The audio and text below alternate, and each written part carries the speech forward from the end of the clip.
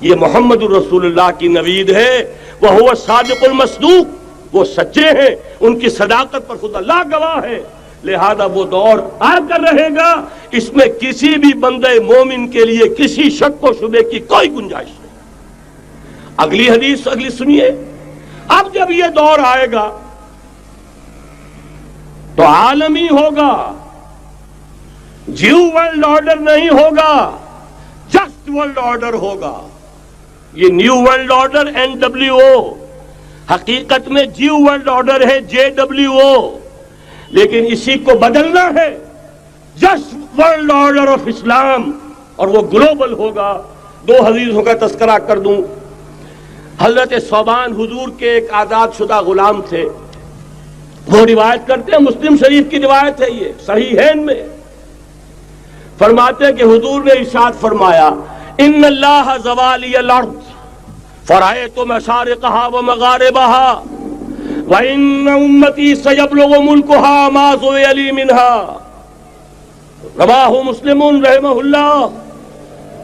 حضور فرماتے ہیں اللہ تعالیٰ نے میرے لیے پوری زمین کو لپیٹ دیا، یہاں تک کہ میں نے اس کے سارے مشرق دیکھ لیے، سارے مغرب دیکھ لیے، اور سن لو مجھ سے، ٹیک اٹ فرام می، میری امت کی حکومت ان تمام علاقوں پر قائم ہو کر رہے گی جو مجھے زمین کو لپیٹ کر اور سکیڑ کر دکھا دیے گئے۔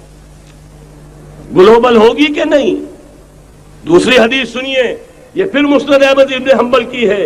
حضرت مقداد ابن الاسود رضی اللہ تعالی عنہ فرماتے ہیں، حضور نے فرمایا، لا يبقى على ظهر الارض بيت وبر ولا مدر الا ادخله الله كلمة الاسلام بعز عزيز وذل ذليل، اما يعزهم الله فيجعلهم من اهلها او يذلهم فيدونون لها۔ یہ ہے حدیث مسند احمد ابن حنبل کی۔ اور حضرت مقداد فرماتے پھر میں نے کہا اچھا تب تو ہو جائے گی وہی بات، وَيَكُونَ الدِّينُ كُلُّهُ لِلَّهِ، دین کل کا کل اللہ کے لیے ہو جائے گا۔ حدیث کا ترجمہ یہ ہے کہ حضور نے فرمایا روئے زمین پر نہ کوئی اینٹ گارے کا بنا ہوا گھر رہے گا، نہ کوئی اونٹ کے بالوں کے بنے ہوئے کمبلوں کا خیمہ رہے گا جس میں اللہ تعالیٰ کلمہ اسلام کو داخل نہ کر دے۔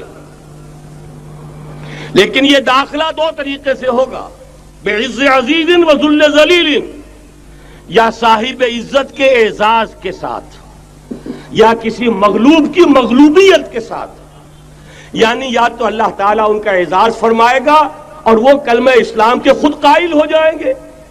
جب گھر والا خیمے والا اسلام لے آئے گا تو اسلام اس کے گھر میں داخل ہوگا، اس کو بھی عزت نصیب ہوگی۔ وَلِلَّهِ الْعِزَّةُ وَلِرَسُولِهِ وَلِلْمُؤْمِنِينَ، عزت و حق ہے اللہ کا، اس کے رسول کا اور اہل ایمان کا۔ اور اگر وہ اسلام قبول نہیں کرے گا تو یؤتُ الْجِزْیَةَ عَنْ یَدٍ وَهُمْ صَاغِرُونَ، چھوٹے ہو کر رہنا پڑے گا، جزیہ دینا ہوگا، اسلام کی بالادستی قبول کرنی ہوگی۔ بتائیے اس کے بعد بھی کوئی شک ہے؟ یہ ہے آسمانی نقشہ۔ یہ اللہ فرما رہے ہیں وَاللَّهُ مُتِمُّ نُورِهِ وَيَأْبَى اللَّهُ إِلَّا يُتِمَّ نُورَهُ لِيُظْهِرَهُ عَلَى الدِّينِ كُلِّهِ وَلَوْ كَرِهَ الْمُشْرِكُونَ، یہ اللہ کا فیصلہ ہے۔ ادھر یریدون لیطفئوا ہے، یہ زمینی نقشہ ہے۔ اب شکل کیا ہے؟ اب میں آپ سے عرض کر دوں کہ ان دونوں کے مابین جو خلا نظر آ رہا ہے، کوئی شخص یقین کے ساتھ نہیں کہہ سکتا کہ اب حالات کا کیا رخ ہوگا، اس لیے کہ ظاہر بات ہے قرآن مجید میں مستقبل کے بارے میں خود حضور سے کہلوایا گیا، وَإِنْ أَدْرِي أَقَرِيبٌ أَمْ بَعِيدٌ مَا تُوعَدُونَ، لوگوں مجھے معلوم نہیں ہے کہ جس بات کی تمہیں خبر دی جا رہی ہے وہ قریب آ چکا ہے یا دور ہے۔ وَإِنْ أَدْرِي لَعَلَّهُ فِتْنَةٌ لَكُمْ وَمَتَاعٌ إِلَىٰ حِينٍ، اور میں نہیں جانتا، ہو سکتا ہے اللہ کچھ اور مہلت دے دے تمہیں، اور کچھ اور آزمائش جو ہے اس کے لیے تمہارے لیے کوئی اور مہلت عطا فرما دے، ہو سکتا ہے۔ تو میں بھی کسی دعوے سے نہیں کہہ رہا، لیکن دو امکانات ہیں۔ امکان نمبر ایک کیا ہے؟ ابھی عالم اسلام کا ایک سالڈ بلاک ہے جو یہودی ورلڈ آرڈر کی نگاہوں میں کھٹک رہا ہے، میں کھٹکتا ہوں دل یزداں میں کانٹے کی طرح. اگرچہ ان کی اسٹریٹجی کیا ہے؟ ایک ایک کر کے ان کے حصے بکھرے کر کے تیا پانچا کرو.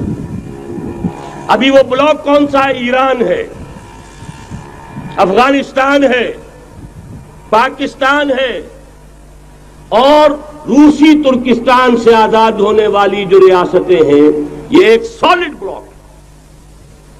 یہ عجمی مسلمان عربی نہیں، عربی گئے، یہ نوٹ کر لیجئے.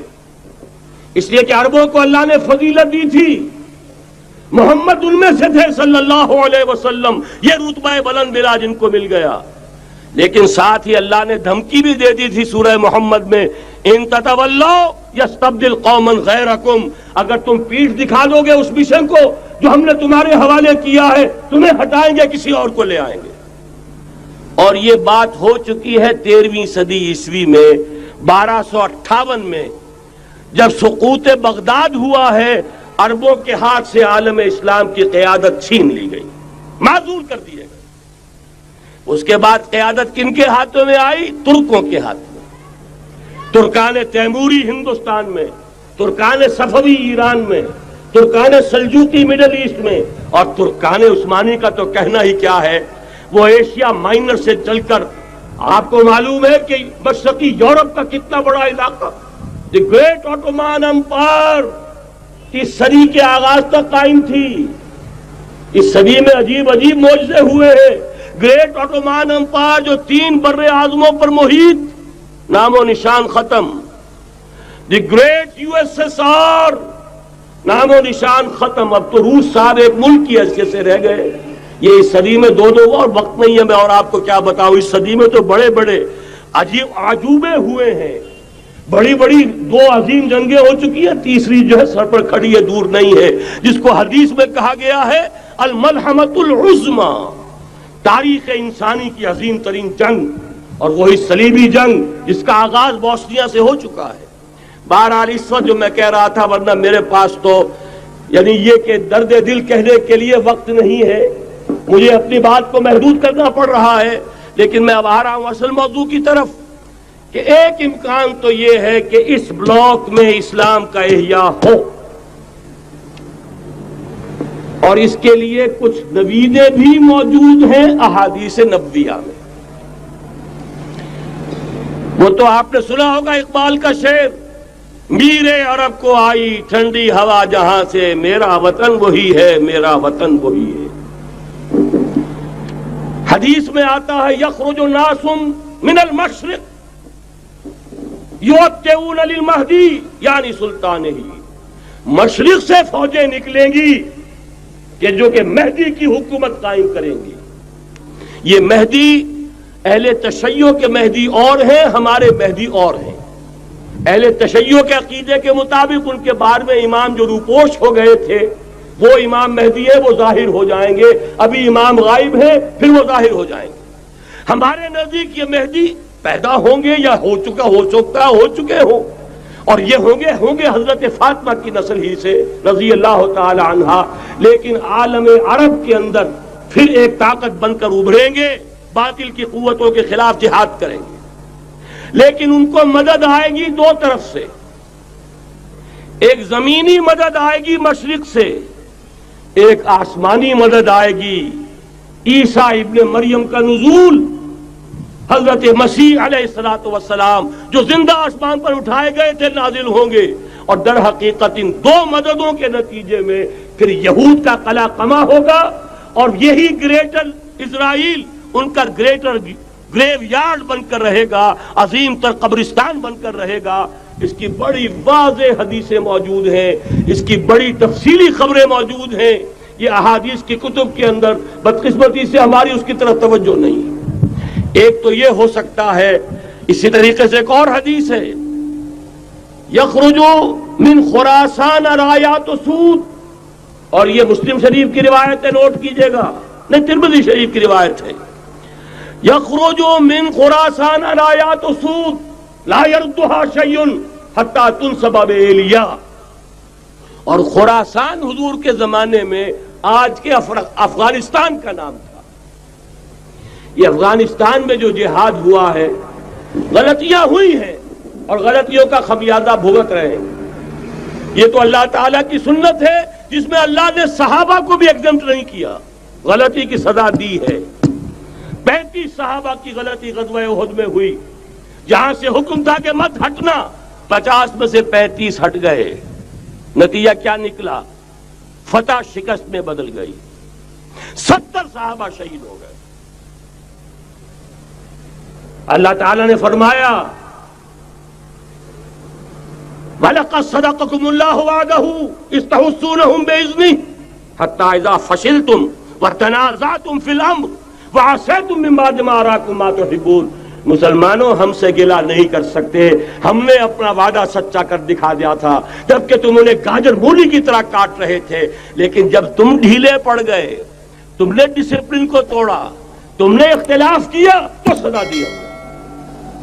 تو اگر صحابہ کرام رضوان اللہ تعالی علیہم اجمعین خیر الناس بعد الانبیاء، پوری نوع انسانی کے اندر انبیاء کے بعد بلند ترین انسان، اگر ان کی بھی غلطی کا خمیازہ جو ہے اللہ نے چکھایا، کیوں چکھایا؟ ضروری تھا، آئندہ کے لیے سبق ہو جائے.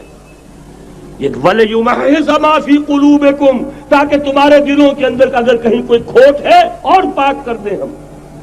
اس لیے بہرحال غلطیاں ہوئی ہیں افغانستان میں. ایک امام کے ساتھ بیعت نہیں تھی، بلکہ بدقسمتی اور پڑھ کر یہ ہے بیعت کر کے توڑ دی. عبد الرسول سیاف صاحب کے ہاتھ پر ہمارے پاکستان کے 7 گروپ جو تھے، انہوں نے عین حرم میں بیٹھ کر بیعت کی اور پاکستان آ کر بیعت توڑ دی. سزا اس کی مل رہی ہے. آپس کی خانہ جنگی یوں ہی نہیں ہو رہی، کوئی سبب ہے. لہذا یہ سزا تو ملے گی، لیکن جتنا خون یہاں پر خلوص کے ساتھ دیا گیا ہے اس کی مقدار بھی کم نہیں ہے. یہاں سے خیر برآمد ہوگا. اور دوسری بات اپنے بارے میں نوٹ کر لیجئے، یہ پاکستان، بچا کھچا Pakistan, what remains of Pakistan, یہ اصل میں ہے کیا؟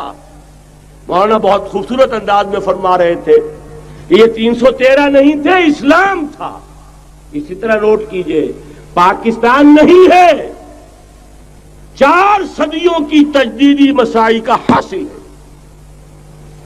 آپ نے کبھی نوٹ کیا ختم نبوت کے بعد اب سب سے اونچا منصب کس کا ہے؟ مجددین.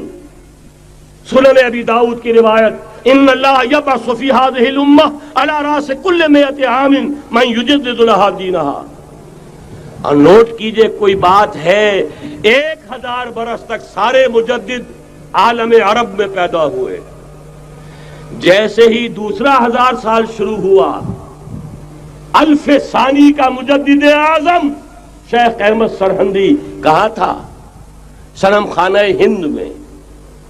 حاضر ہوا میں شیخ مجدد کی لحد پر، وہ خاک کے ہے زیر فلک مطلع انوار، گردن نہ جھکی جس کی جہانگیر کے آگے، جس کے نفس گرم سے ہے گرمی اعراض. وہ پھر 12ویں صدی کا مجدد اعظم امام الہند شاہ ولی اللہ دہلوی، 13ویں صدی کا مجدد اعظم سید احمد بریلوی، اس کے خون کا امین اور اس کے ساتھ کے شہداء کے خون کا امین، ان کے جسموں کا امین آپ کا خطہ ہزارہ، آپ کا خطہ سوات، اس میں ان کی جانیں ہیں جو دی گئی ہیں. اور وہ نہایت میں آپ سے عرض کر دوں، دور صحابہ کے بعد اتنا خالص اسلامی جہاد پوری مسلمان تاریخ میں نہیں ملے گا جتنا وہ تحریک شہیدین کا تھا. 14ویں صدی ہجری میں شیخ الہند جیسا مجاہد اعظم کہ انگریز نے گرفتار کر کے قید بھی کیا ہے، تو کہاں ہندوستان میں نہیں، کہاں جزیرہ سائرس، کیا نام تھا؟ مالٹا، جزیرہ مالٹا بحر روم میں. اقبال کے نفس سے ہے لالے کی آگ تیز، ایسے غزل سرا کو چمن سے نکال دو. کہیں ہندوستان کی کسی جیل میں ہوا تو شاید اس کے نفس کی گرمی ہی سے کوئی حرارت پیدا ہو جائے. اور اسی صدی میں 14ویں صدی ہجری میں اقبال جیسا مفکر، اسی 14ویں صدی ہجری میں مودودی جیسا مصنف، اسی 14ویں صدی ہجری میں مولانا الیاس جیسا مبلغ رحمہم اللہ، عظیم شخصیتیں آج پورے عالم اسلام میں آپ کو تبلیغی دوست ملیں گے۔ یہ کہاں سے شروع ہوئی تحریک؟ دہلی کی ایک چھوٹی سی مسجد سے، وہ مسجد بنگلے والی اب تو بڑی عالیشان ہو گئی ہے، جب وہاں شروع ہوا تھا کام بڑی چھوٹی سی مسجد۔ یہ سارے کام یہاں کیوں ہوئے؟ پورا عالم اسلام آزاد ہوا، کہیں نعرہ اسلام کا نہیں لگا، کہیں عرب قومیت پر، کہیں کسی اور عصبیت پر تحریکیں چلی ہیں، صرف تحریک پاکستان تھی کہ پاکستان کا مطلب کیا؟ لا الہ الا اللہ۔ کوئی سبب ہے کہ یہاں قرارداد مقاصد پاس ہوئی، حاکمیت اللہ کی ہے کہ اکبر نام لیتا ہے خدا کا اس زمانے میں۔ یہ سارا ماضی سامنے رکھیے اور حضور کی دی ہوئی پیشین گوئیوں کا مستقبل سامنے رکھیے، ان دونوں سے ثابت ہوتا ہے اس خطہ ارضی سے کچھ ہونا ہے۔ اگرچہ بھٹکے ہوئے ہیں لیکن کبھی بھولی ہوئی منزل بھی یاد آتی ہے راہی کو، اور بھٹکے ہوئے آہو کو پھر سوئے حرم لے چل، اس کی ضرورت ہے۔ مسلمان کو پھر اس کا مقصد یاد دلایا جائے۔ پاکستان اس لیے نہیں بنایا گیا تھا کہ ہمارے ہاں ٹاٹے اور برلے نہیں تھے تو ہمارے پاس اس کے بھی باپ وجود میں آ جائیں، اس لیے تو نہیں بنایا گیا تھا۔ پاکستان اس لیے نہیں بنایا گیا تھا کہ جاگیرداروں کی جاگیرداریاں محفوظ ہو جائیں، پاکستان اس لیے تو نہیں بنایا گیا تھا۔ اور یہ کہ نمازیں اور مسجدیں تعمیر ہو جائیں، مسجدیں تو امریکہ میں تعمیر ہو رہی ہیں، عالی شان سے عالی شان، اس لیے پاکستان نہیں بننا تھا۔ آج بھی مسلمان، میں معذرت سے عرض کر رہا ہوں مولانا سے، آج بھی بھارتی مسلمان کی ایوریج نمازی ہونے کے اعتبار سے پاکستانی مسلمان سے کہیں بہتر ہے۔ آج بھی برقع نظر آ جائے گا تو ہندوستان میں نظر آ جائے گا۔ میں نے اپنی آنکھوں سے دیکھا چند سال پہلے، جب مکہ مسجد حیدرآباد دکن میں 3 دن مسلسل میری تقریریں ہوئی ہیں، 10,000 مرد اور 5,000 خواتین، اور ان میں سے کوئی بغیر برقعے کے نہیں تھی۔ ایک سیلاب نظر آ رہا تھا برقعوں کا کہ جب جلسہ ختم ہوا ہے رات کے 12 بجے 3 دن تک متواتر۔ یہاں کہاں نظر آئے گا برقع آپ کو؟ یہاں تو جس کے پاس 2 پیسے ہو گئے اس نے سب سے پہلے برقع اتار کے پھینک دیا۔ معلوم اچھی طرح سمجھ لیجئے، یہ چیزیں تو وہاں زیادہ ہیں یہاں کی نسبت۔ اصل ضرورت تھی کہ یہاں اس نظام کو قائم کیا جائے، وہ نظام عدل اجتماعی، وہ جس میں حریت ہو، جس میں عام آدمی بھی خلیفہ وقت کو ٹوک سکے۔ یہ کرتا کیسے بن گیا؟ ایک خاتون بھی کھڑی ہو کر دامن پکڑ لے، عمر تمہیں کیا حق ہے کہ ہمارے مہر کے اوپر پابندی لگا رہے ہو، جبکہ اللہ نے نہیں لگائی۔ اللہ قرآن میں قنطارہ کا لفظ استعمال کر رہا ہے۔ ڈھیروں سونا دے دے کوئی شخص اپنی بیوی کو مہر کے اندر، طلاق دیتے وقت اس میں سے کچھ نہیں لے سکتا، آپ کون ہوتے ہمارے حق کے اوپر پابندی لگانے والے؟ اور عمر نے کہا آج ایک بڑھیا نے وہ اب عمر کو دین سکھایا، آرڈیننس واپس۔ حضرت سعد بن ابی وقاص رضی اللہ تعالی عنہ جو فاتح ایران تھے، وہ گورنر ایسے ہی نہیں بن گئے تھے ریوڑیاں بٹی ہو اور گورنری مل گئی ہو، وہ تو خود فاتح تھے ایران کے، اس لیے گورنر تھے۔ صرف ایک پرچہ پہنچا ہے بارگاہ خلافت میں، حضرت عمر فاروق کے پاس انفارمیشن آئی سعد نے اپنے گھر کے باہر ڈیوڑی بنا لی ہے اور ایک دربان کھڑا کر دیا ہے، حضرت بلال کو بھیجا ہے رقعہ دے کر، اور یہ حکم تھا کہ بلال پہلے تو جاتے ہی ڈیوڑی میں آگ لگا دینا، پھر یہ رقعہ دینا میرا۔ اور رقعے میں لکھا ہوا تھا ہے سعد، لوگوں کو ان کی ماں نے آزاد جانا تھا، تم نے انہیں اپنا غلام کب سے بنا لیا ہے؟ یہ دربان کھڑے کر دیے اپنے آگے۔ وہ حریت، وہ مساوات کہ جا رہا ہو خلیفہ وقت اور چارج لینے جا رہا ہے بیت المقدس کا، کوئی ذاتی علاج کے لیے نہیں جا رہا، سیر و سیاحت کے لیے نہیں جا رہا، چارج لینے کے لیے بالکل سرکاری وزٹ ہے، آفیشل وزٹ ہے، اسٹیٹ وزٹ ہے۔ اور حال کیا ہے؟ 700 میل کا فاصلہ طے کرنا اور ایک اونٹنی، کوئی انٹوریج نہیں، کوئی خدم و حشم نہیں، کوئی جمبو جٹ بھرے ہوئے نہیں، کچھ نہیں، ایک اونٹنی ایک خادم۔ اس ایک اونٹنی پر چونکہ راستے کا راشن بھی ہے لہذا 2 آدمی نہیں بیٹھ سکتے،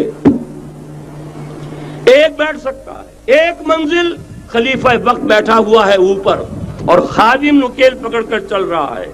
اگلی منزل خادم اوپر بیٹھا ہے اور خلیفہ وقت عمر بن الخطاب رضی اللہ تعالی عنہ اور وہ آگے آگے نکیل پکڑ کر چل رہے ہیں. یہ نظام چاہیے آج نوع انسانی کو.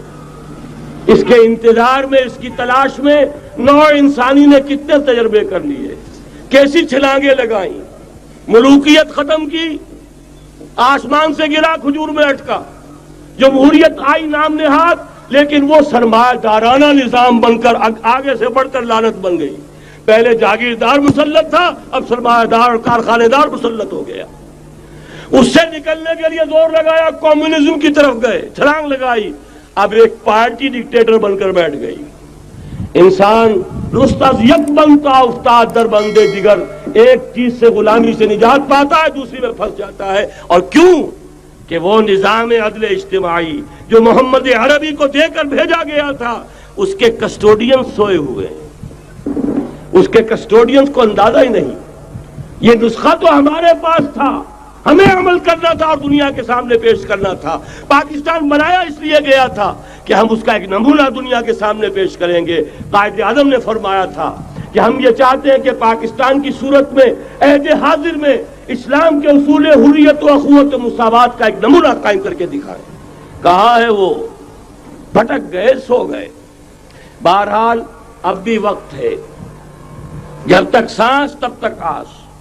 میرے عزیز نے تو ڈرایا ہے اور صحیح ڈرایا ہے. اللہ تعالیٰ نے 25 برس انتظار کیا تھا. پہلے عذاب کا کوڑا پھر مارا ہماری پیٹھ پر. وَلَنُذِيقَنَّهُم مِّنَ الْعَذَابِ الْأَدْنَىٰ دُونَ الْعَذَابِ الْأَكْبَرِ، بڑے عذاب سے پہلے چھوٹا عذاب کا مزہ چکھائیں گے. لَعَلَّهُمْ يَرْجِعُونَ، شاید کہ لوٹ آئیں. وہ ہم سے 1000 میل کے فاصلے پر ہوا تھا، اگرچہ 93,000 ہمارا کڑیل جوان، جن میں غالباً 43,000 فوجی، اور یہ کہ تقریباً اتنی تعداد میں جو غیر فوجی تھے، وہ اس ہندو کے غلام بنے، قیدی بنے، جن پر 800 برس تک، کہیں 600 برس تک، کہیں 1000 برس تک حکومت کی تھی. اتنی بڑی شکست کا کلنک کا ٹیکا ہماری پیٹھ پر پڑا. پہلے عذاب کا کوڑا آ گیا تھا. 25 برس ہو گئے تھے قمری حساب سے، نوٹ کر لیجئے. یہ نہ سمجھیے 24.25 برس ہوئے تھے، 24.25 برس قمری حساب سے 25 برس تھے. اور اب نوٹ کر لیجئے اگلے 25 برس کے پورے ہونے میں اگلے رمضان کی 27 تاریخ تک صرف مہلت ہے. نصف صدی پوری ہوا چاہتی ہے. کوئی عجب نہیں اس عذاب الادنیٰ سے بعد ہم جاگے نہیں، ہوش میں نہیں آئے. کوئی عجب نہیں کہ بڑے عذاب کا کوڑا ہماری پیٹھوں پر برس جائے. لیکن مجھے یہ یقین ہے، نوٹ کر لیجئے، اگر یہ دوسرا امکان ہو گیا، خدا نہ خواستہ اللہ کے عذاب کا کوڑا ہماری پیٹھ پر برسا، مجھے یقین ہے اللہ ہندوؤں کو مسلمان بننے کی توفیق دے گا. لیکن اسلام کا بول بالا اسی خطے سے ہوگا.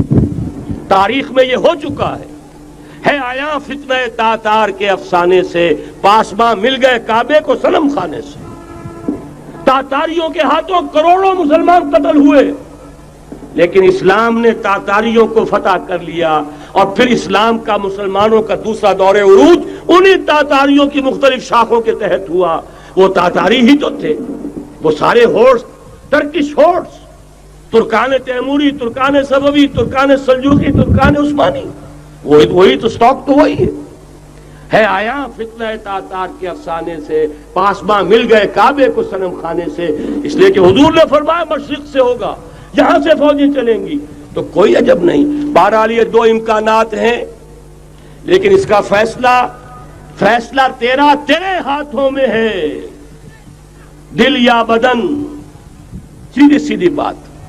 اگر تو اب بھی ہم ٹھیک ہو جائیں، جاگ جائیں، ہوش میں آ جائے، قوم یونس کی طرح توبہ کر لے، تو بغیر عذاب کے کوڑے کے رحمت خداوندی ہم پر سایہ کرے گی.